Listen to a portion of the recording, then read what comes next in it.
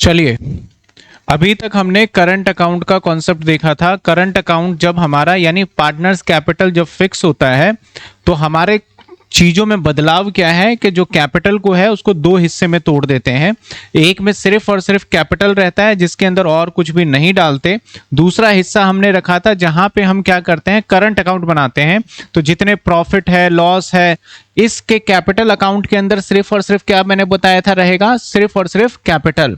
और current account में बाकी के revaluation loss, revaluation profit, general reserve, goodwill, premium, सारी चीजें किस में आ जाएगी, आपके पार्टनर्स के करंट अकाउंट में। एक तरीके से आप ध्यान से देखो तो अगर मैं यहां से ये दो लाइनें हटा दूं, अगर ये दो लाइनें अगर मैं यहां से हटा दूं सपोज करो, और इसको मैं मर्ज कर दूं ऊपर ले जाके, तो ये क्या हो गया हमारा, अगर मैं इसको ऊपर ले जाऊं तो बन गया हमारा पहले वाला कैपिटल अकाउंट। सिंपल सी बात है, पहले वाला क्या बन गया, कैपिटल। सब काम इसी में करते थे, लेकिन कुछ मेजर काम, मतलब कुछ क्या, सारे मेजर काम करने के लिए हम एक सेपरेट अकाउंट बना रहे हैं। और जो सेपरेट अकाउंट बना रहे हैं उसको किस नाम से अलग कर दिया हमने, पार्टनर्स करंट। तो इस अकाउंट में क्या होगा, इस अकाउंट में सिर्फ कैपिटल डाल के छोड़ देंगे और कुछ भी नहीं होगा। बाकी सारा काम किसमें करने वाले हैं, चाहे जनरल रिजर्व बांटना हो इसमें, गुडविल राइट ऑफ करना हो इसमें, वर्कमैन कंपनसेशन जाएगा इसमें, प्रीमियम को डिस्ट्रीब्यूट करेंगे इसके अंदर, रिवैल्यूएशन का लॉस इसके अंदर, सारे काम इस अकाउंट में, ऊपर सिर्फ कैपिटल में चला जाएगा आपका। रीजन बताया था कि पार्टनर्स कैपिटल फिक्स का मतलब जो साल के स्टार्टिंग में है वही चीजें क्या रहेगी साल के एंड में। दो कारण से हमारे पार्टनर्स कैपिटल चेंज हो सकते हैं फिक्स के केस में, एक आउट ऑफ कैपिटल अगर ड्रॉइंग करें, और दूसरा हम क्या कर लें, एडिशनल कैपिटल हम कर दें। ठीक है, हमारा टॉपिक है बैलेंस शीट। एक क्वेश्चन आपके सामने आपके किताब का है जो कि बहुत सिंपल सा क्वेश्चन है। हम इस क्वेश्चन को करेंगे और आराम से जो रूल कहता है, सबसे पहले एडजस्टमेंट करेंगे, फिर सारे बैलेंस शीट के आइटम को ट्रांसफर करेंगे, फिर बुक्स ऑफ अकाउंट हम क्लोज करने वाले हैं। तो हम अगर एडजस्टमेंट पढ़ें तो सबसे पहले कहता है ऑल डेटर गुड्स। हमारे पास अगर स्टार्टिंग से पढ़ें तो दो पार्टनर पहले से, सुनैना और तमन्ना पार्टनर है, यानी एस और टी पार्टनर है। उनका प्रॉफिट शेयरिंग रेशियो 3:2 का था। 31 मार्च 2020 को ये बैलेंस शीट दे रहा है। दे एग्री टू पर्नअप, पी को एडमिट करता है into partnership form 1/5 share profit 1 अप्रैल 2020 के लिए। फॉलोइंग के लिए कहता है ऑल डेटर गुड्स, सारे के सारे डेटर हमारे गुड हैं। इसका मतलब जो पहले से आपने प्रोविजन बनाया है, इसकी बनाने की आपको आवश्यकता ही नहीं थी। अगर आपने बना रखा है तो इसको हटा दीजिए। तो अब जो मेरा डेटर होने वाला है, अब जो मेरा डेटर होने वाला है, चलिए, अब जो मेरा डेटर होगा यहां, अब डेटर पहले 190 था, तो नाउ स्टिल अभी भी क्या आ जाएगा हमारा, सीधा डायरेक्ट 190। ऑल डेटर गुड का मतलब जो प्रोविजन था मत बनाइए। तो इसका मतलब मेरा पहले था 150, अब 190, तो फायदा हो गया। तो बाय आ जाएगा PFD, PFD provision for doubtful debts, कितने रुपए का, 40,000 रुपए का। पहले एडजस्टमेंट में किसी स्टूडेंट को डाउट, फर्स्ट एडजस्टमेंट में किसी को डाउट, क्लियर है फर्स्ट एडजस्टमेंट। सेकंड एडजस्टमेंट पे आ जाते हैं। सेकंड एडजस्टमेंट में कहता है value of land and building is to be increase to, word है टू 180, मतलब पहले जो भी था लैंड एंड बिल्डिंग अब कितने का हो गया, 1,80,000 रुपए का। तो पहले लैंड एंड बिल्डिंग अगर हम देखें तो 140 का था। तो लैंड एंड बिल्डिंग पहले हमारा 140 का था, अब इसके अंदर प्लस कर दो, एप्रिसिएशन कह रहा है 180 का हो गया, मतलब एप्रिसिएशन लगा होगा 40 का, तभी तो बना होगा हमारा 180 का। और ये हमारा फायदा है, तो बाय लैंड एंड बिल्डिंग के नाम से आपका एप्रिसिएशन आ गया 40,000। ये देखिए, हाँ कई बार हम ऐसा भी कर सकते हैं, वैसे तो मैं हमेशा सजेस्ट करता हूं कि आप यहां ऐड करके दिखाइए। जैसे ऐसे एडजस्टमेंट में मैं सीधा लैंड एंड बिल्डिंग और सीधा 80,000 रुपए भी यहां पे लिख सकता हूं, यहां पे ऐड या लेस करने की उसकी जरूरत नहीं है मान, ठीक है। थर्ड एडजस्टमेंट पे आ जाते हैं, value of plant and machinery reduce by 20,000। अब यहां तो करना पड़ेगा, प्लांट एंड मशीनरी अगर हम देखें तो हमारे पास है 1,20,000 और कहता है रिड्यूस बाय 20,000, तो लेस डेप्रीशिएशन कर दो। और कितने का डेप्रीशिएशन, 20,000 का, तो ये आ जाएगा 1,00,000। और यहां पे हमारा नुकसान हो गया, तो टू प्लांट एंड मशीनरी की वजह से नुकसान हो रहा है। और कितने का नुकसान हो गया, 20,000। 3 एडजस्टमेंट में डन कर चुका हूं, किसी को कोई डाउट। चौथा, वर्कमैन कंपनसेशन रिजर्व कमिटेड आपका determine 20,000 which has to be paid later year. कहता है जो वर्कमैन कंपनसेशन हमने क्रिएट कर रखा है अपने बैलेंस शीट में, इसमें से भैया 20,000 रुपए तो हमारे देने पड़ सकते हैं, जिसको हम बाद में देंगे। तो इसका मतलब भाई हम वर्कमैन कंपनसेशन लायबिलिटी में जो लिखेंगे कंपनसेशन क्लेम नाम आ जाएगा, वो कितना रह जाएगा, कहता है 20 देना पड़ेगा। तो ठीक है भाई 20 देना पड़ेगा। हमारे पास टोटल था कितने का सर, टोटल हमारे पास कितने का था वर्कमैन 50 का, 50 में से हमने 20 तो बचा ही लिए, मतलब नहीं दे सके, तो बाकी के जो 30 बच गए उसको क्या करेंगे, रेशियो में डिस्ट्रीब्यूट कर देंगे। कहां, करंट अकाउंट में। तो बाय साइड में आ जाएगा बाय वर्कमैन कंपनसेशन रिजर्व। हालांकि मैंने यहां 3 कैपिटल बनाए हैं, जब करंट अकाउंट बनाते हो तो तीसरे की जरूरत नहीं पड़ेगी, मैंने बना दिया है ताकि सिमेट्रिक लगे, फिर मैं बाद में भी हटा दूंगा। तो 30,000 रुपए बांटेंगे किस रेशो में, 3 और 2 के रेशो में। तो 5, 6, 18,000 और 12,000। किसी को डाउट, एडजस्टमेंट नंबर डी भी हो गया। क्लियर है। कहते हैं Anil to whom 40,000 were payable already include in the above creditor. कहता है भैया मैं आपको क्रेडिटर बताता हूं, ये जो ये क्रेडिटर है ना, ये क्रेडिटर कितने का है हमारा, अगर बैलेंस शीट में देखो तो क्रेडिटर 150 का है। कहता है इसके अंदर ये क्रेडिटर का मतलब क्या है, जिससे हम उधार माल खरीदते हैं। अब उधार माल हमने जो खरीदा होगा वो ए से भी खरीदा होगा, बी से भी खरीदा होगा, सी डी ई एफ पता नहीं किस किस से मैंने खरीदा होगा। तो उसमें से एक व्यक्ति का नाम था अनिल। तो कहता है कि एक हमारा जो अनिल था जिससे हमने 40,000 रुपए का खरीदा था, already include creditor, draw a bill of exchange 3 month duly accepted. उसको मैंने क्या कहा कि भाई तुम क्रेडिटर हो, अब ऐसा करते हैं हम ना तुम्हें प्रॉमिस कर देते हैं कि आपको 3 महीने में पैसे दे ही दूंगा। तो अनिल को अगर एक पेपर मिल गया, मैंने बताया था आपको एडजस्टमेंट के अंदर कि अगर हम कोई डॉक्यूमेंट दे देते हैं तो क्रेडिट में से वो हिस्सा निकल जाता है, उस हिस्सा को जो निकालते हैं उसको क्या नाम देते हैं, बिल्स पेबल। बिल्स पेबल, अगर डेटर था तो वहां पे बनता है बिल्स रिसीवेबल। तो यहां से हम क्या करेंगे, माइनस कर देंगे, that is bills payable minus हो जाएगा कितने, 40,000 रुपए का, और यहां पे क्रिएट हो जाएगा न्यू एक बिल्स पेबल दैट इज 40,000 रुपए का। इसमें नो प्रॉफिट नो लॉस है, बस हमने एंट्री को इधर उधर किया हुआ है। पहले आप देख लीजिए इस एडजस्टमेंट का मीनिंग। समझ में आई बात आपको, नहीं आया? आ गया। क्या बोला इसने कि भैया एक क्रेडिटर था, उसने बोला मैं प्रॉमिस करता हूं कि पे कर दूंगा, मतलब उसने सब कुछ लिख के दे दिया होगा। तो वो था कहां, क्रेडिटर में जुड़ा हुआ था, तो क्रेडिटर को कम कर दिया। अब इतना रियल क्रेडिटर वो है 1,10,000 जिसको मैंने कोई प्रॉमिस नहीं किया, कब दूंगा, बोले दे दूंगा, ठीक है भाई। लेकिन एक अनिल था जिसको मुझे प्रॉमिस करना पड़ा कि मैं दे दूंगा कब, तो जिसको मैं प्रॉमिस कर देता हूं, लिख के डॉक्यूमेंट पे दे देता हूं, तो भैया तुम क्रेडिटर नहीं रहे, अब तुम्हारा नाम हो गया बिल्स पेबल। तो मैंने यहां से हटा के उसे बिल्स पेबल का कैटेगराइज कर दिया। तो इसमें मेरा पहले भी लाइबिलिटी देखो तो 150 था और अब भी मेरी लाइबिलिटी कितनी है, 150। तो नो प्रॉफिट नो लॉस, तो इसका कोई रिवैल्यूएशन से लेना देना नहीं है। 3 मंथ ड्यूली एक्सेप्टेड का मतलब है 3 महीने बाद होगा। हमें 3 महीने बाद का अकाउंटिंग नहीं करना, हमें आज की डेट का अकाउंटिंग करना है, जिस दिन एडमिशन हो रहा है। एडमिशन का डेट दे रखा है 1 अप्रैल, तो बैलेंस शीट पे भी डेट आएगा 1/4 का आपका, इस बात का ध्यान रखिएगा, ठीक है। आगे कहता है पर्नब है वो अपने साथ 1,00,000 रुपए एज अ कैपिटल लेके आएगा, 10,000 as a premium of goodwill in cash में लेके आएगा। जर्नलाइज द क्वेश्चन, मैं इस क्वेश्चन का पूरा जर्नल एंट्री भी कर दूंगा और इस क्वेश्चन का मैं लेजर तो बना ही रहा हूं सिर्फ और क्या कह रहा है, जर्नलाइज। लेकिन एक बार लेजर बन जाए तो आपको जर्नल बड़े आराम से समझ में आ जाएगा। यानी अपने साथ वो क्या लेके आया, कैपिटल लेके आया। तो कैपिटल जब भी लेके आएगा वो कैपिटल में जाएगा। कैसे लेके आया, वो कैश में लेके आया। कितने रुपए लेके आया, वो 1,00,000 रुपए लेके आया, तो पर्नव के अकाउंट में आ गए 1,00,000 रुपए। प्रीमियम लेके आए, कितने लेके आए, 10,000 रुपए, तो प्रीमियम यहां पे बढ़ जाएगा करंट अकाउंट में। और प्रीमियम किस रेशो में बढ़ता है हमारा, सेक्रीफाइसिंग रेशो। कोई भी रेशो में ऐसा है नहीं कि मैं एक्वायर करूंगा तुम्हारा नहीं होगा, कुछ ऐसी बातें नहीं बोल रहा। तो ओल्ड रेशो ही क्या बन जाएगा हमारा, सेक्रीफाइसिंग। नाउ सेक्रीफाइसिंग रेशो हमारा जो यहां पे निकल के आएगा वो निकल के आएगा 3:2। तो हमें कितना बांटना है, 20,000 3:2 में बांटना है। तो ये आएगा 6,000 और 4,000। लो मैंने सारे एडजस्टमेंट डन कर दिए यहां तक। किसी को कोई दिक्कत है एडजस्टमेंट में, सारा एडजस्टमेंट क्लियर है, सिंपल था। अब हमें क्या करना है, दूसरा स्टेप मैंने क्या बताया था, जितने भी बैलेंस शीट के आइटम है उसको हर जगह ट्रांसफर कर दो जहां वो जाएगा। मैंने हालांकि कैश अकाउंट नहीं बनाया है ताकि मैं सामने दिखा पाऊं, मैं एड लिस्ट कर दूंगा यहीं पे कैश अकाउंट में, ठीक है ना। तो अब देखते हैं सबसे पहले कैपिटल को लिख दो भाई, बाय बैलेंस बीडी के नाम से। कितने, 60 और 80।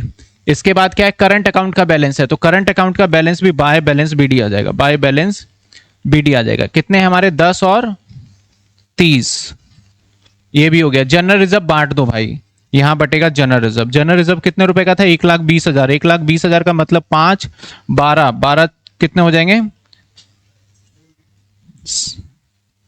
1,20 है ना, तो कितने जाएंगे आपके?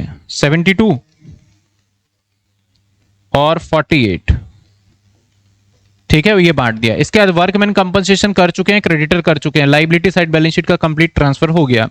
एसेट्स में आ जाओ, प्लांट एंड मशीनरी हो गया, लैंड एंड बिल्डिंग हो गया, डेटर हो गया। स्टॉक का कुछ भी नहीं किया, तो मैं यहां स्टॉक लिख देता हूं, यहां पे लिख देता हूं स्टॉक।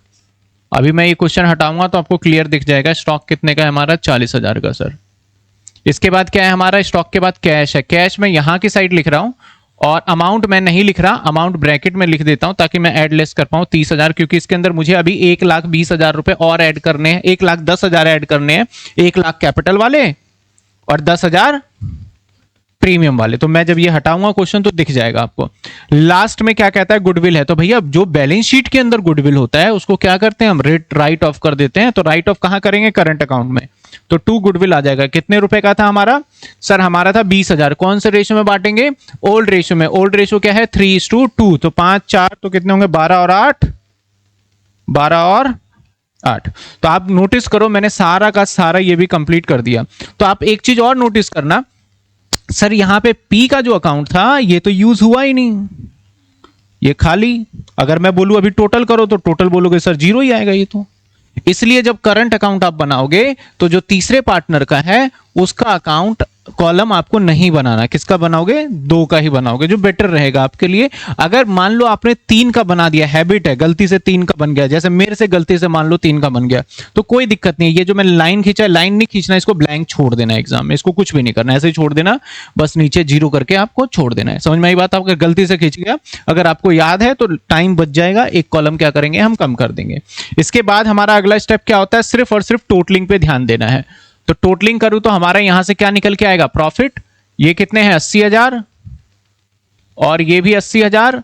तो 2 साइड में आएगा प्रॉफिट, और प्रॉफिट किस में बटेगा हमारा सर? एस में। और टी में कितने प्रॉफिट बटेंगे हमारे? 60,000। तो 60,000 को बांटते हैं तो कितने होंगे? 12, 36,000 और 24,000, जो कि हमारा 60,000 प्रॉफिट आ गया, हमारा 36 और 24 बांट दिया। अब इसकी ट्रांसफर कहां करेंगे? पहले कैपिटल में जाता था, लेकिन मैंने बोला कैपिटल में किसी को मत लेके जाना, करंट में जाएगा। तो बाय चला जाएगा हमारा क्या? रीवैल्यूएशन प्रॉफिट 36 और 24। ये अकाउंट कंप्लीट। नंबर 2 पे इसको क्लोज कर दो। इसका अकाउंट क्लोज करना सबसे आसान है, क्योंकि इसके अंदर कुछ ऐसा एक्स्ट्रा आइटम होगा ही नहीं। तो ये 60 और ये 80 और ये 1,00,000, ये 60, ये 80 और ये 1,00,000, कुछ टोटल में है ही नहीं। क्या आ जाएगा? To balance. तो फिक्स का मतलब यही तो है, जो बैलेंस बीडी होगा वही बैलेंस क्या होगा? सीडी। अब सर कैपिटल मैं लिख देता हूं यहां। कैपिटल किस किस का है सर? STR, STP, 60, 80, 1,00,000। 8 और 6 14, नहीं, हाँ 8 6 14 2 40। समझे? क्लियर है यहां तक? अब हम किसको बंद करेंगे? अब हमें क्वेश्चन की नीड है नहीं, तो मैं क्वेश्चन को थोड़ा यहां से इधर कर देते हैं। क्वेश्चन की जरूरत है नहीं, जिसको देखना होगा वो देख लेगा, अदरवाइज अब हमें जरूरत है नहीं क्वेश्चन की, क्योंकि क्वेश्चन पूरा चीज हम पॉइंट कर चुके हैं, बस अब डेटा ट्रांसफर हो रहा है हमारा। तो आ जाइए, अब इस करंट अकाउंट को बंद करते हैं।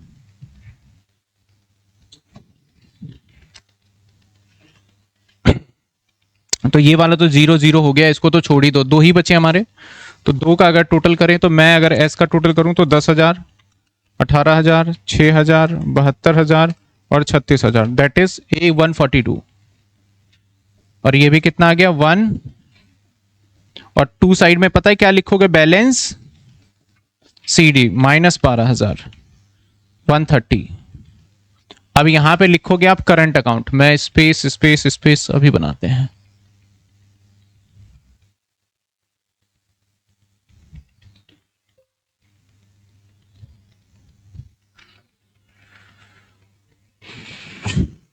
करंट अकाउंट सर कौन है ये? एस है। एस का कितना है? 1,30,000। ऐसे टी का निकाल लेते हैं। 30, 12, 4,000, 48,000 और 24,000। ये आ गया 1,18,000 और ये भी आ गया 1,18,000। माइनस में 8,000 तो बच गए 1,10 और ये भी लिख के दिया हमने टी के लिए 1,10,000। टोटल करेंगे तो 1,10 और 1,30, 2,40। क्या बात है, दोनों 2,40 आ गए। करंट भी 2,40। ऐसा हमेशा नहीं होगा, कहीं सोचो कि जितना करंट आता है उतना कैपिटल आता है, ऐसा कभी नहीं होगा। वो तो मान के चलो आ गया बस। अब टोटलिंग पे फोकस करें, लेकिन उससे पहले मैं कैश में 1,00,000 प्लस कर रहा हूं, समझ में आ रहा है कौन सा, और प्लस 10,000 कर रहा हूं। तो ये आ गया 30, 1,10, 1,40। टोटल कर लीजिए।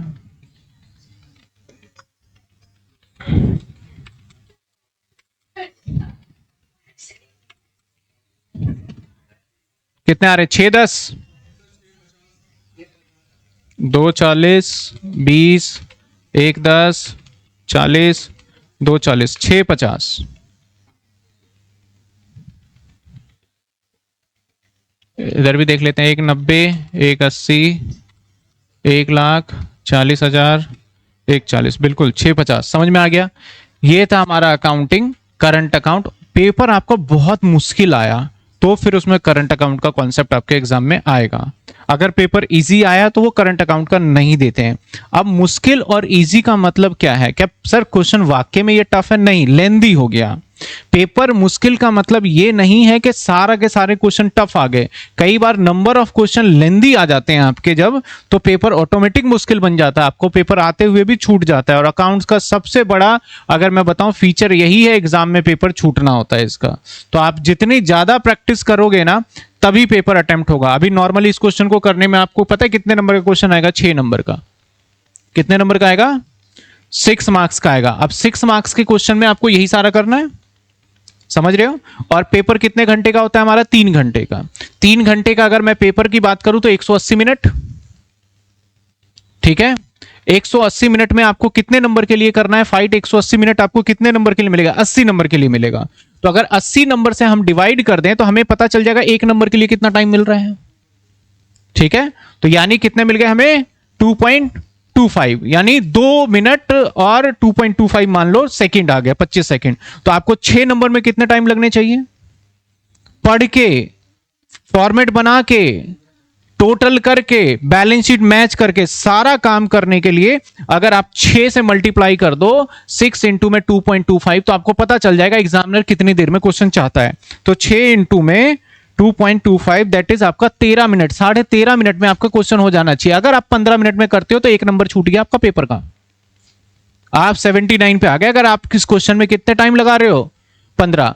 अब आप अगर इस क्वेश्चन का स्टैंडर्ड टाइम आपको दिया गया है 13.5 मिनट, तो नाउ एग्जाम के अंदर हमें, जब हम अभी घर पर, जब हमें कोई स्ट्रेस नहीं है, अगर इस क्वेश्चन को हम 9.5 या 10 मिनट में कर पा रहे हैं, तब जाके एग्जाम में आपका 13-13.5 मिनट में क्वेश्चन होगा। अगर घर पे आधा घंटा लगा रहे हो तो वहां तो आप 45 मिनट लगा दोगे जाके, ठीक है ना। आप सोचते हो कि यार क्वेश्चन में टाइम लगता है आधा घंटा। आधा घंटा का मतलब आप खुद इवेल्युएट करो ना, 3 क्वेश्चन के बराबर आप किस में टाइम लगा रहे हो? एक क्वेश्चन में, क्योंकि आधे घंटे में 30 मिनट, आप 13 आधा घंटा इसमें लगा रहे हो, और 13 मिनट 10 मिनट में ये क्वेश्चन हो जाना चाहिए। तो ये कैसे होगा पॉसिबल? 100% पॉसिबल होगा। इसका एक ही उपाय है और दूसरा कुछ नहीं है, सिर्फ और सिर्फ प्रैक्टिस। जितने ज्यादा क्वेश्चन करो, अगर आप सोचते हो ना कि ये क्वेश्चन तो आता है और मुझे पता है आपको आता है, आप कर दोगे आधे घंटे में, लेकिन उसका कोई फायदा नहीं है। अगर बोलो ये आता है और आप 10 मिनट में करके दिखा रहे हो, तब आप एग्जाम के लिए तैयार हो, ठीक है ना। तो आपको ये जितने क्वेश्चन प्रैक्टिस करोगे, इलिस्ट्रेशन वगैरह, और जब भी आप ऐसे क्वेश्चंस करो घर पे, तो कई बार, ऐसा नहीं डेली बेसिस पे, कई बार जब प्रैक्टिस करो तो यार देखते हैं ये टाइम हमारे दिमाग में रहेगा कि ये टाइम बोला था। एक बार वॉच लगा के और स्टॉप वॉच लगा के या घड़ी पे देख के ट्राई करो कि यार हो भी रहा है, नहीं हो रहा। जब नहीं हो रहा तो अपने आप को समझ जाना कि आप क्वेश्चन पेपर छूट रहा है, आपका पेपर में कंप्लीट नहीं हो रहा, किसी कंडीशन पे नहीं हो रहा भाई कंप्लीट। मैं पहले बता दूं, कहीं सोचो एग्जाम के अंदर तो हम स्पीड में कर लेंगे, नहीं होगा, क्योंकि एक क्वेश्चन ऐसे नहीं आएंगे, ऐसे 4 क्वेश्चन आने वाले, इतने बड़े बड़े 4, एक नहीं आएंगे, 4। एडमिशन ऑफ पार्टनर से आएगा, रिटायरमेंट ऑफ पार्टनर से आएगा, डेथ ऑफ पार्टनर से आएगा, डिसोल्यूशन से आएगा। तो 4 क्वेश्चन तो इतने बड़े बड़े आ रहे हैं, ठीक है ना, इस टाइप के आ सकते हैं। तो उसके हिसाब से आपकी प्रैक्टिस होनी चाहिए। आप अभी ज्यादा टाइम ले रहे होगे तो फाइन, अभी लगता है, लेकिन बाद में आप इतनी प्रैक्टिस करना क्वेश्चन का कि आपको, और मैं जो टेस्ट लूंगा, टेस्ट में मैं यही पूरा का पूरा आपका फॉलो करके चलूंगा, और इसमें मैं 25% जो 25 है वो मार्क्स काट दूंगा। इसके लिए मैं आपको सिर्फ और सिर्फ देने वाला हूं 2 यानी 12 मिनट के हिसाब से मैं टेस्ट बनाऊंगा इसके लिए। जो 13.5 एग्जाम में मिलता है, मैं 1.5 मिनट काट रहा हूं बस आपका, और 1.5 मिनट कट करके फिर यहां पे जो टेस्ट रखेंगे वो। तो टेस्ट के अंदर भी आप फोकस, टेस्ट देने का मतलब पता है क्या है? टेस्ट देने का मतलब है कि आप अपने आप को इवेल्युएट कर रहे हो कि हम किस, मतलब कितने परफॉर्मेंस में हैं, हमारा साथ कितना ज्यादा, हम और ज्यादा मेहनत करने की जरूरत है। टेस्ट देने का मतलब ये है। लेकिन बहुत सारे बच्चे टेस्ट से भागते हैं, क्या टेस्ट, वही चौथा चैप्टर आता ही है, क्या करेंगे देखें। तो वो चीजें आप देखना पेपर में। आपको मैं कह रहा हूं, अगर आपने सही, फर्स्ट टर्म में पता है कितने आ रहे हैं? 2 बुक आ रही हैं आपके फर्स्ट टर्म में। 13 सितंबर से आपके एग्जाम स्टार्ट है, और 2 बुक आ रहा है, फर्स्ट और सेकंड, और टाइम उतना ही मिलेगा आपको, 3 घंटे ही मिलेगा। नहीं, हाँ, दूसरी बुक से एक क्वेश्चन 6 नंबर का, बाकी जितने भी 6 नंबर का बनेगा सारा का सारा आपका बनेगा इससे, और एक 6 नंबर का क्वेश्चन बनता है थर्ड बुक से हमारा, ठीक है ना। तो ये सिनेरियो वो लेके चलते हैं। तो देखो हमारा एमसीक्यू, ये चैप्टर हमारा 14 से, फर्स्ट टर्म की मैं बात करूं तो जो चैप्टर नंबर 4 है लगभग 20 नंबर का है, फर्स्ट टर्म की बात करूं तो, क्योंकि आपके 2 बुक में से 80 नंबर का पेपर बनेगा। और फाइनल टर्म की बात करूं तो जो फर्स्ट ये वाला चैप्टर है ये 12 से 14 नंबर का है, और फर्स्ट टर्म की बात करूं तो ये चैप्टर आपका 20 नंबर तक का आएगा। एक क्वेश्चन ये 6 नंबर का कंफर्म है, एक गुडविल का क्वेश्चन कंफर्म है, एक रेशो का क्वेश्चन कंफर्म है, और 1-2 इसमें से वो भी आ जाएंगे आपके, क्या, एमसीक्यू बेस्ड क्वेश्चन जो कि होता है हमारा। लेकिन अब एग्जामिनर ने कई बार इवेल्युएशन बेस्ड क्वेश्चन भी देने लगे हैं, जो कि हम प्रैक्टिस करेंगे, जिसके अंदर क्या करता है, एक क्वेश्चन दे देगा और उसके नीचे 5-6 पॉइंट पूछ लेगा। जैसे मान लो यही क्वेश्चन है और इसके नीचे पूछ लिया, बताओ क्लोजिंग करंट अकाउंट का बैलेंस, तो बस आपको फिर भी सॉल्व ही करके निकाल सकते हो, वैसे डायरेक्ट कोई तरीका नहीं है। पूछेगा फाइंड रिवैल्यूएशन प्रॉफिट, तब भी आपको यही आंसर लिखना पड़ेगा। यानी जो इवैल्यूएशन बेस्ड क्वेश्चन आता है उसमें आपको पूरा क्वेश्चंस करना ही करना पड़ेगा, और बोल देगा आपको यहां पे, आपको बैलेंस शीट का, एसेट साइड का टोटल क्या होगा, इस टाइप से वो क्वेश्चन पूछेंगे इवैल्यूएशन बेस्ड में। सीधा कैसे करेंगे? आपसे एक क्वेश्चन पूछेगा नहीं ना 6 नंबर में, वो पूछ रहा है क्या, देखो मैंने क्या पूछा, मैं 6 नंबर में 6 पॉइंट बना रहा हूं, 6 ही पॉइंट पूछूंगा। एक रिवैल्यूएशन का प्रॉफिट बता दो, दूसरा रिजर्व कितना बटेगा ये बता दो किस पार्टनर में, तीसरा करंट अकाउंट का हमारा बैलेंस सीडी बता दो, चौथा वर्कमैन कंपनसेशन का क्या ट्रीटमेंट होगा ये बता दो, पांचवा बैलेंस शीट का क्या टोटल आएगा हमारा लायबिलिटी का वो बता दो। मैंने ये 5 पॉइंट पूछे हैं। अब एक पॉइंट अगर पूछता रिवैल्यूएशन का तब तो मजा आ जाता कि हम निकाल के बता देते हैं, लेकिन अब भाई आपको करंट अकाउंट का टोटल बनाने के लिए तो पूरी कहानी करनी पड़ेगी ये वाली, और ये आपका फेयर नहीं होगा, ऐसे कहीं भी करो आप, ठीक है ना। अब बात करते हैं इस चैप्टर का सबसे आसान पार्ट, जर्नल एंट्री। मैं मानता हूं लेजर से आसान जर्नल एंट्री होता है। क्यों? क्योंकि उसके अंदर आपको फॉर्मेटिंग का टाइम बच जाता है, टोटलिंग का टाइम भी बच जाता है उसके अंदर। अब जर्नल एंट्री करने में कुछ हमें रूल फॉलो करने हैं, जिसके हिसाब से अकाउंट बनाना आता है तो इजी सीख लेते हैं। नंबर 1, उसकी एंट्री नहीं करना है, नो नीड टू जर्नल।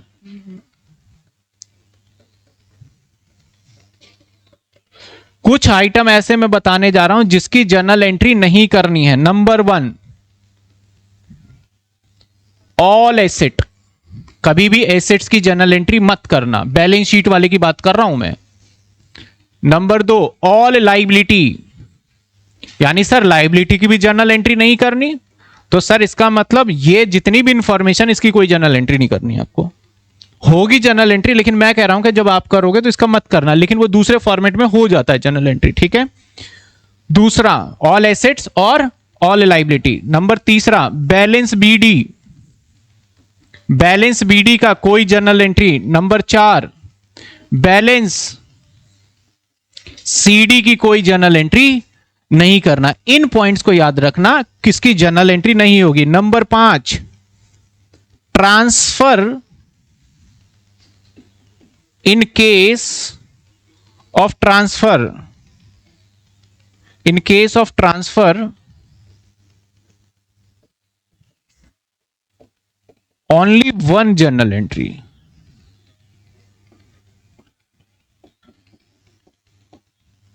इनकी एक ही जर्नल एंट्री होगी। ट्रांसफर मतलब जैसे रिवैल्यूएशन से पार्टनर्स कैपिटल में गए, तो हमने अगर रिवैल्यूएशन की जर्नल एंट्री कर दिया तो सेम अमाउंट पार्टनर्स कैपिटल में भी देखने को मिलेगा, तो उस पार्टनर्स कैपिटल में जो गया सेम अमाउंट उसकी एंट्री नहीं करेंगे अगर एक जगह हम रिवैल्यूएशन पे कर चुके हैं।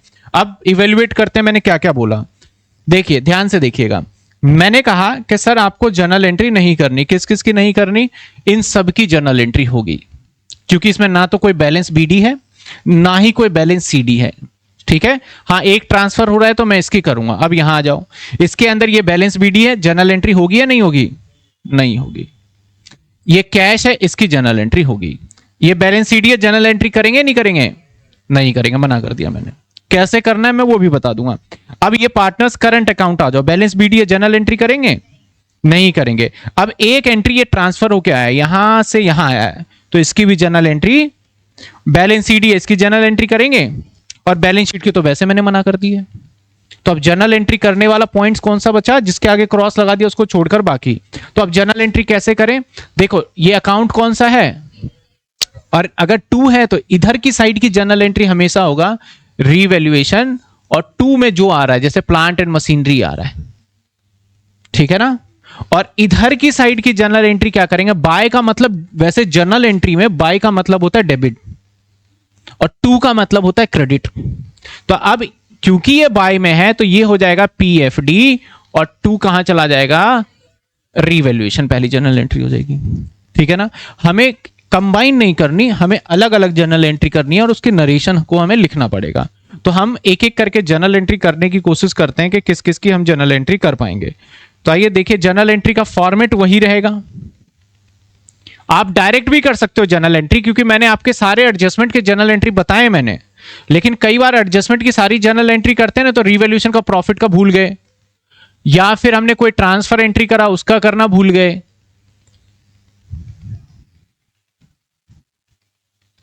चलिए पहली जर्नल एंट्री हम रिवैल्यूएशन से स्टार्ट करते हैं। Revaluation to plant and machinery 20,000, तो revaluation to plant and machinery, that is 20,000 and 20,000. Narration being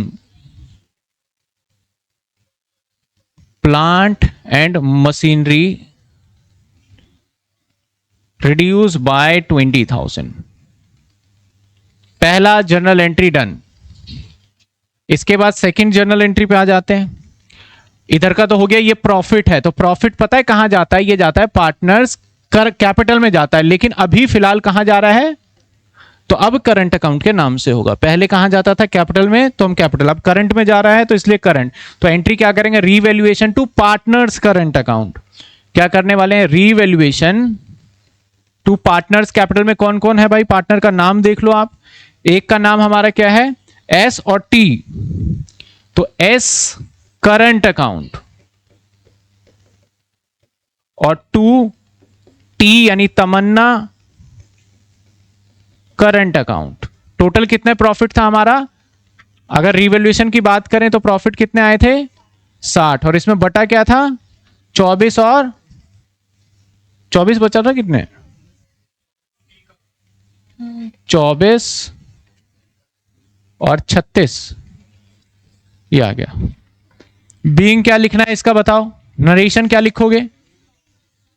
Profit distribute in the old profit sharing ratio, being revaluation profit distribute in old PSR।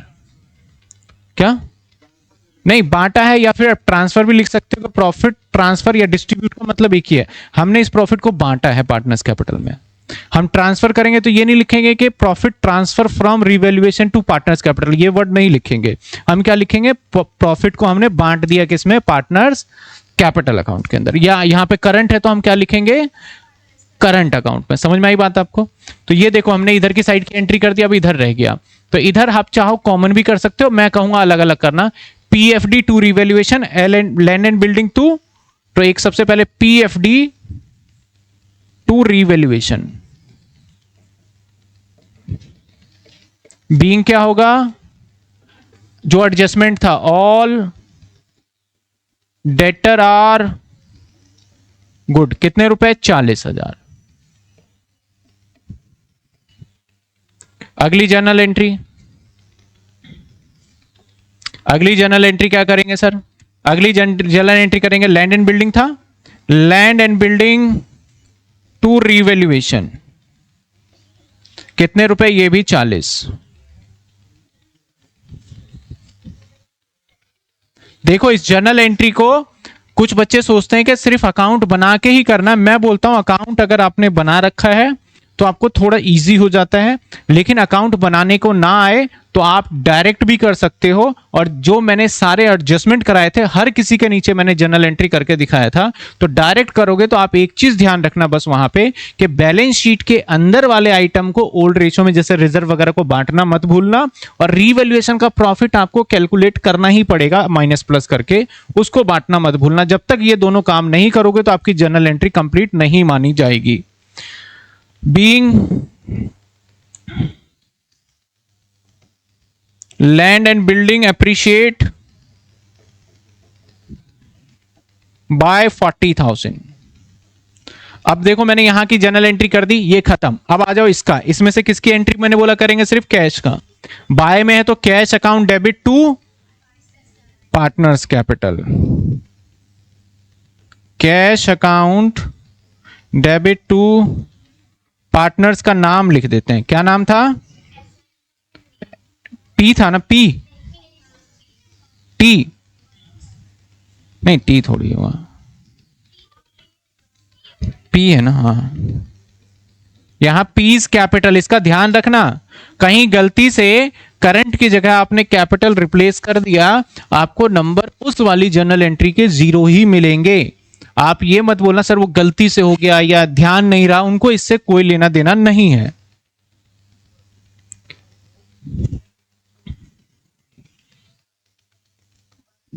ठीक है, अब यहां पे एक और जर्नल एंट्री बनता है हमारा वैसे, क्योंकि मैं यहां पे ना टू प्रीमियम भी कर देता हूं, क्योंकि मैंने प्रीमियम हालांकि डिस्ट्रीब्यूट किया है, कैश अकाउंट बनाया नहीं, एक अकाउंट की जर्नल एंट्री रह रही है कैश अकाउंट की, तो मैं अगर ये एंट्री कंबाइन कर देता हूं तो कैश अकाउंट की भी जर्नल एंट्री हो गई वो। तो टोटल आ जाएगा 1,10,000, जिसमें से 1 लाख ये है और 10,000 ये है। और ये जर्नल एंट्री आपने ट्रीटमेंट ऑफ गुडविल के टाइम पे सीख लिया था। तो इस चैप्टर के अंदर जर्नल एंट्री जितनी भी सीख रहे हैं, ऐसा नहीं है कि आपके लिए न्यू है, आप पहले सीख चुके हो, बस इसको कैसे अप्लाई करके हमसे गलती ना हो कि कोई एंट्री छूट गई हो। ये हो गया। अब इस पे आ जाओ, बैलेंस बीटी का नहीं करेंगे, वर्कमैन कंपनसेशन का करेंगे।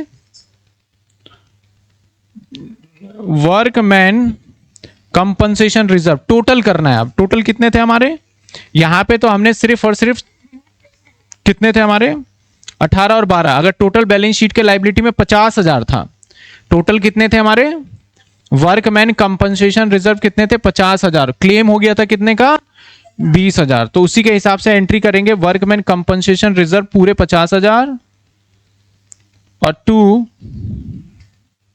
क्लेम 20,000 और बाकी पार्टनर्स कैपिटल में बट जाएगा। टू कैपिटल में बटेगा करंट में बटेगा, पार्टनर्स करंट में बटेगा यहां, क्योंकि ये सारा एंट्री करंट में जा रहा है। तो टू कौन कौन पार्टनर थे, 2 पार्टनर थे। पहला पार्टनर कौन था, एस का करंट और 2 पी का करंट अकाउंट। तो ये चला गया था इसमें कितने कितने 18 और 12। कहीं कहीं आपको जैसे इस वाली एंट्री को अगर हम देखें, अगर ये क्लेम ना हुआ होता तो हम क्या करते हैं, डेबिट करते हैं और सीधा पार्टनर्स करंट को क्रेडिट कर देते, क्योंकि क्लेम हो गया था, इसमें एडजस्टमेंट था, इसलिए हमें ऐसे करना पड़ा। अब इसके बाद प्रीमियम की एंट्री करेंगे, तो premium debit to S current account और टू टी करंट अकाउंट। तो अगली एंट्री को देखते हैं हम, प्रीमियम डेबिट, अच्छा टी आएगा यहां, premium debit to S current और टू टीज करंट। 10,000 रुपए था, 10,000 बांटा हमने तो 6,000 और 4,000।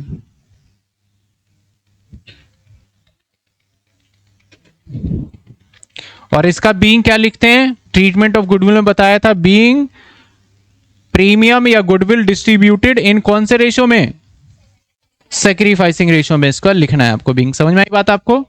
अब आगे आ जाते हैं भाई, ये भी कर लिया, ये भी कर लिया, ये भी। अब जनरल रिजर्व रह गया। जनरल रिजर्व की क्या एंट्री करोगे आप, जनरल रिजर्व बाय में, तो general reserve account debit to, तो general reserve account debit to एस का क्या, करंट, और टू टी का करंट। कितने रुपए बांटे थे हमने, 72 और 48, 72 और 48, 7 4 11, एक 20 था। बीइंग जनरल रिजर्व डिस्ट्रीब्यूट इन पार्टनर्स कैपिटल, ये लिख दोगे। आ जाओ, अब लास्ट बचता इधर का साइड हो ही गया। इसके ऊपर मैंने क्रॉस लगाया क्योंकि यहां जब कर चुके हो तो यहां नहीं करना। अगर आप यहां से भी करते हो तो वही एंट्री निकलेगा, रिवैल्यूएशन प्रॉफिट या revaluation account debit to partners current account, जो कि आप यहीं से कर चुके हो। तो दो बार एंट्री, एक एंट्री को तो करेंगे नहीं, इसलिए मैंने बोला जब कोई एक अकाउंट से दूसरे अकाउंट में ट्रांसफर होता है तो ऐसे सिचुएशन में उसकी एंट्री हो चुकी होती है तो दोबारा करने की जरूरत नहीं है। आ जाते हैं इस साइड में। इस साइड में गुडविल को राइट ऑफ करने की एंट्री करेंगे। तो गुडविल को राइट ऑफ एंट्री कैसे करेंगे हम, आपका कौन कौन पार्टनर था यहां पे हमारा, तो एस करंट और टी का करंट और टू गुडविल। कितने कितने आएगा, गुडविल कितने का था, 30,000। गुडविल कितने का था देखो बुक में, 30, 18 और यही था 20 था, 30 20 20 30। अरे किताब में देखो ना, आप तो गेम खेल रहे हो। 20 है, हाँ 20, तो ये 12 8। इसका बीइंग क्या होगा, being goodwill return of in old ratio. अब आ जाओ सर, इस सबकी जर्नल एंट्री हो चुकी है, अब इसकी कोई जर्नल एंट्री होगी नहीं। मैंने पहले ही बताया जितने भी एसेट्स और लाइबिलिटी है उसकी कोई जर्नल एंट्री नहीं होने वाली। हमारा जर्नल एंट्री का काम हो गया पूरी तरीके से कंप्लीट। कौन सी, हाँ एक ये रह गया, इसको हमने ट्रांसफर नहीं किया था, ठीक है, ये एडजस्टमेंट का पार्ट था। तो एक और जर्नल एंट्री रह गया, सही कह रहे हो, क्रेडिटर को डेबिट करो और टू बिल्स पेबल। कितने रुपए का था, 40,000। और जो नरेशन लिखना था, जो स्टेटमेंट लिखा था वो। अब सर जर्नल एंट्री करते टाइम पे हमने क्या देखा, समझना बात को, ऑब्जर्व करना इस चीज को, तो आप भी समझ जाओगे कि कुछ चीजें तो हम अकाउंट के थ्रू डायरेक्ट कर रहे थे और कुछ चीजें अकाउंट के थ्रू ना करके हमें एडजस्टमेंट को समझ के फिर करना पड़ा। तो अगर कोई एडजस्टमेंट, वैसे तो हालांकि अगर प्योरली जर्नल एंट्री पूछो कि सर जर्नल एंट्री करने का राइट वे क्या है, अगर क्वेश्चन आता है तो आपको सारे के सारे एडजस्टमेंट की सिर्फ जर्नल एंट्री करनी होगी और लाइबिलिटी साइड में जो आपका रिजर्व है उसको बांटना होगा और एसेट साइड में कोई फिक्टिशियस एसेट्स या गुडविल है उसको बांटना होगा। तीन ही काम करते हैं और इसके बाद हमें इन सब काम करने के बाद हमें रीवैल्यूएशन से कुछ प्रॉफिट जनरेट होता है, उसको कैलकुलेट करके बांटना होगा। जो माइनस प्लस करोगे, डेबिट वाले अमाउंट क्रेडिट वाले अमाउंट को करके फिर आप निकालोगे रीवैल्यूएशन का प्रॉफिट, अगर आप डायरेक्ट करना चाहते हो। मैंने यहां पे अकाउंट के थ्रू भी बता दिया एक करके, और आप डायरेक्ट भी कर सकते हो। जितने भी एडजस्टमेंट है, सभी एडजस्टमेंट के हमने जो भी 40-50 एडजस्टमेंट काउंटिंग में करा था उस सब के नीचे मैंने जर्नल लिखवाया था ना, तो ये यहीं से जर्नल एंट्री जो था पहले आप कर चुके हो। ऐसा नहीं कि आपके लिए एकदम न्यू है ये। आप देखो तो ये वाला जो आज वर्कमैन का ये वाला करवाया मैंने, बिल्स पेपर वाला करवा रखा है एडजस्टमेंट में। तो जितने आपकी किताब में है सारे एडजस्टमेंट लगभग 99% की मैं गारंटी बोलता हूं कि हो चुका है। 1-8% रह गया हो कहीं, उसकी बात अलग है, ठीक है ना। तो ये था हमारा क्वेश्चन नंबर 68, जिसको हमने एज अ करंट अकाउंट के थ्रू करा। क्वेश्चंस एक एडवांस और भी आ सकता है क्वेश्चन, वैसे अभी तक आया नहीं है। मैं सोचता हूं एक क्वेश्चन में एक लाइन और ऐड कर दे कि पार्टनर चाहता है अब मैं फ्यूचर में ना करंट फिक्स कैपिटल ना करूं, फ्लैक्चुएट कर दूं। अभी तक इस क्वेश्चन के हिसाब से पार्टनर क्या चाहता था कि हमारा कैपिटल, अगर मैं इस बैलेंस शीट को देखूं ध्यान से, तो हमारा कैपिटल फिक्स है। लास्ट में एक लाइन में ऐड कर देता कि partner want to convert his fix capital into fluctuate capital, ये लाइन ऐड कर देता। तो हम क्या करते हैं ऐसे सिचुएशन में? तो उस सिचुएशन में जो इसका बैलेंस हम यहां लेके आए हैं, इंस्टेड ऑफ उसके बैलेंस को हम यहां लेके चले जाएंगे, और फिर जब टोटल करेंगे तो ये क्या हो जाएगा हमारा, ऑटोमेटिकली चेंज होगा या नहीं होगा? यानी जो ये बैलेंस है, आप ध्यान दो, जो ये बैलेंस हम कहां लेके गए, ये वाला बैलेंस हम यहां लेके आ गए ना, ये वाला बैलेंस देखो, ये वाला बैलेंस जो है ये हम यहां लेके आ गए, है कि नहीं? क्योंकि हम चाहते थे फिक्स अलग और करंट अलग रहे, पार्टनर्स कैपिटल चेंज ना हो, लेकिन एग्जामिनर बोलता है नहीं हम चाहते हैं चेंज करो। मैं अलग क्वेश्चन बता रहा हूं, हम क्या चाहते हैं, इसका कैपिटल कर दो यार परमानेंटली, ये झंझट है बहुत, आगे से ये अपना फ्लक्चुएट करेगा।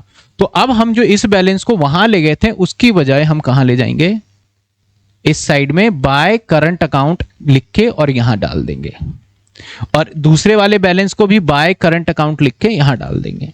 जैसे ही मैं इस अकाउंट के बैलेंस को यहां ट्रांसफर करूंगा तो इस टोटलिंग में फर्क आ जाएगा ही नहीं आएगा, और टोटलिंग में फर्क आएगा तो बैलेंस सीडी में भी फर्क आ जाएगा। तो पार्टनर्स कैपिटल फिक्स रहा या चेंज हो गया? तो बस इतना सा हमें काम करना होगा कि बैलेंस शीट के एसेट्स में ले जाने की बजाय, लायबिलिटी में ले जाने की बजाय कहां बैलेंस को ट्रांसफर कर दो आप। तो ये एक स्टेटमेंट क्या लिखवाया कि पार्टनर जो है उसने फिक्स कैपिटल को कन्वर्ट कर दिया, किस में कन्वर्ट कर दिया, फ्लैक्चुएट में। आपके बुक में है नहीं ऐसा एक भी क्वेश्चन, पहले हुआ करता था क्वेश्चन, लेकिन धीरे धीरे करके बहुत सारे पार्ट काट दिए, तो बाय चांस पेपर टफ बना तो कुछ भी बोल देंगे। वो एक लाइन इन्होंने अगर ये वाला बोल दिया और बच्चों ने प्रैक्टिस नहीं किया तो क्वेश्चन वहीं गलत हो जाना है पूरा, क्योंकि वो क्या करते हैं यहां लेके जाते हैं। कन्वर्ट के केस में कहां जाएगा आपका, कैपिटल में। समझ में आई बात आपको? अगर कभी ऐसा पॉइंट आता है तो बस यही काम करना और कुछ भी नहीं करना, बैलेंस सीडी उठा के फिर यहां डालना है, ये वाला बैलेंस जो है फिर नहीं देखने को मिलेगा। टोटल एग्जैक्टली सिमिलर क्या होगा हमारा, मैच हो जाएगा। आप चीजों को समझो, ये टोटल यहां गया, ये टोटल, इन दोनों टोटल को मिला दे तो 4,80,000 हो जाएगा। तो हम क्या कर रहे हैं, इस टोटल को यहीं बेच के तो इसका टोटल भी 4,80,000 होकर सीधा ही डायरेक्ट डाल दिया। तो क्या बैलेंस शीट पे कोई फर्क पड़ेगा हमारा? तो जवाब है बैलेंस शीट पे कोई फर्क नहीं पड़ने वाला। समझ में आई बात आपको? क्लियर है? तो आप फटाफट से एक बार इसको नोट करिए।